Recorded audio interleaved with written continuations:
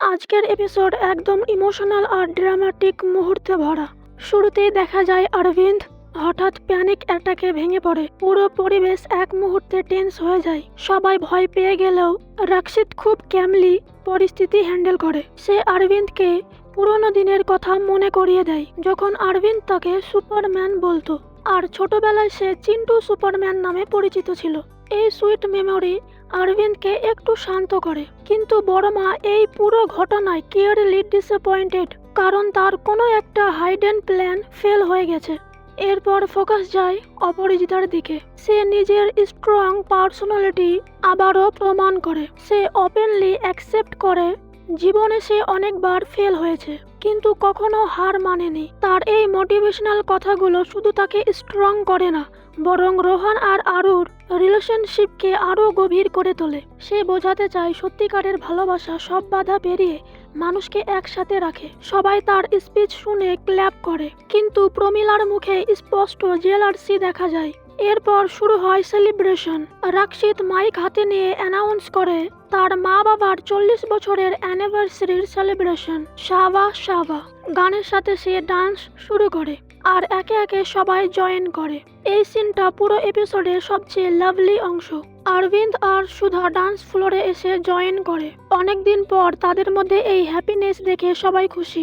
এদিকে অপরাজিতার বাড়িতেও সেলিব্রেশন চলছে। রোহান ও আরুর তিলক সেরেমনি হয়। প্রথমে সবকিছু ভালোই চলছিল, কিন্তু হঠাৎ করেই প্রমিলা তার টোন দিয়ে পরিবেশটা খারাপ করে দেয়। সে গিফট আর শগুন নিয়ে সার্কাস্টিক কমেন্ট করতে শুরু করে, বিশেষ করে রামের সিম্পল শগুন নিয়ে ইনসাল্ট করে। তার এই আচরণে স্পষ্ট বোঝা যায় সে ক্লাস ডিফারেন্স নিয়ে ইস্যু তৈরি করতে চাইছে। সিচুয়েশন আরও খারাপ হয় যখন অপরাজিতা আরুকে ব্যাঙ্গেলস গিফট দেয়। প্রমিলা এটাকেও ক্রিটিসাইজ করে। সবচেয়ে ইমোশনাল মুহূর্তটা আসে যখন আরও নিজের হাতে ব্যাঙ্গেলস খুলে ফেলে। এটা দেখে অপু আরও কষ্ট পায়, কিন্তু রোহান পুরো সিচুয়েশনে কনফিউজড হয়ে যায়। সে ঝামেলা কমাতে ফটো তোলার সাজেশন দেয়। এরপর আসে এপিসোডের সবচেয়ে টাচিং পার্ট, অরবিন্দ আর সুধার রিম্যারেজ।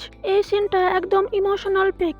রাক্ষিত এটা দেখে নিজেকে সামলাতে পারে না। অরবিন্দ ওপেনলি সুধার প্রতি তার ভালোবাসা প্রকাশ করে, আর সুধাও ইকুয়ালি ইমোশনাল রেসপন্স দেয়। এতদিনের দূরত্ব আর মিসআন্ডারস্ট্যান্ডিং মুছে গিয়ে তারা আবার একসাথে হয়। এটা পুরো এপিসোডের হার্ট অফ দ্য স্টোরি, কিন্তু হ্যাপিনেস বেশিক্ষণ টেকে না। সেলিব্রেশন শেষ হতেই আবার রিয়েলিটির সামনে আসে।